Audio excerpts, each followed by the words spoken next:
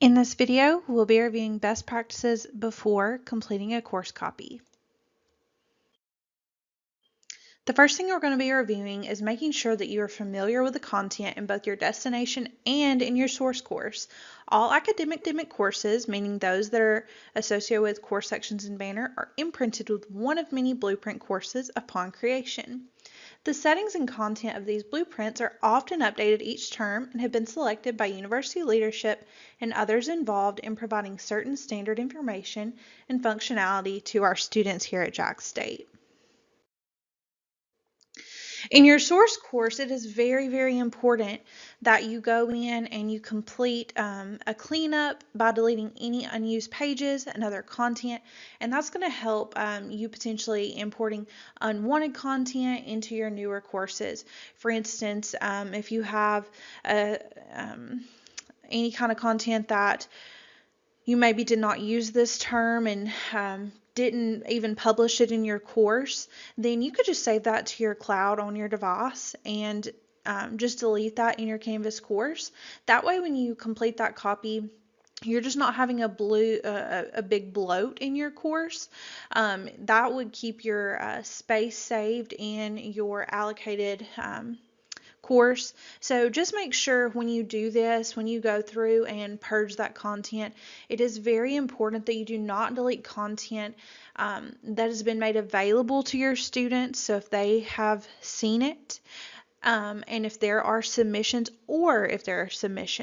you cannot delete that comment or you cannot delete that content. It is very important because we have to keep up with that for our records. So that should remain available for our students and remain available in that specific course. Another important feature that we need to know is make sure that you are importing with appropriate timing. By that I mean import prior to the beginning of a term, before publishing a course, and before building any content. There are exceptions to this rule, but just a general rule of thumb is make sure that there are no student submissions and less of risk of duplicating or overriding content.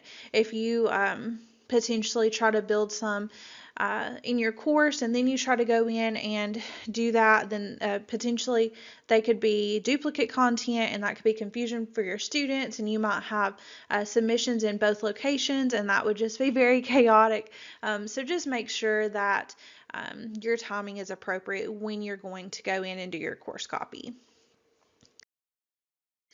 The next thing that it's important to note is decide whether or not you want to convert from classic quizzes to new quizzes. Currently, Canvas has an open ticket on new quizzes, so the first thing you need to do before you make that decision in your course copy is go in and check each of your quizzes. If there is any kind of media, and by this I mean audio, video, or image, you do not need to select new quizzes. There are known issues with doing that, and Canvas is actively working to get this issue resolved. So make sure that you check each of your quizzes before you make this selection, because once you choose new quizzes, it's difficult to go back to classic quizzes. So you can just go ahead and do classic quizzes, and if you're not sure, then if later you go through each of your quizzes and you say, well, I didn't actually have any media, then you could go ahead and do the conversion from classic quizzes to new quizzes. So when in doubt, do not select new quizzes. The safer bet here is to go ahead and do the selection of classic quizzes. The next thing that we're going to be looking at is do not import the same course more than once.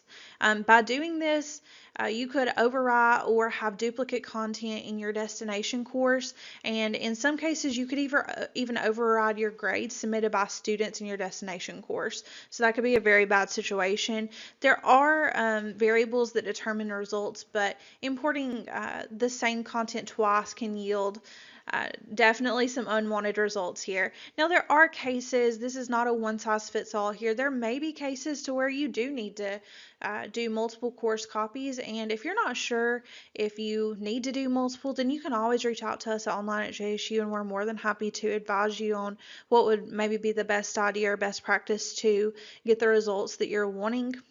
But if you decide to go ahead and do multiple course copies into the same course, make sure that you're taking great care in certain steps to get unintentional results. And by that, meaning you don't want to override grades, you don't want to have duplicates. So definitely just take great care if that is the decision that you make for your students in your course. Last but not least, we always are here to help you here online at JSU. I know that completing course copies can be sometimes overwhelming, so when in doubt, you can always find a Q&A on our website. You can reach us via email or via phone, and we will get back to you as promptly as possible. Thank you, and I hope this helps.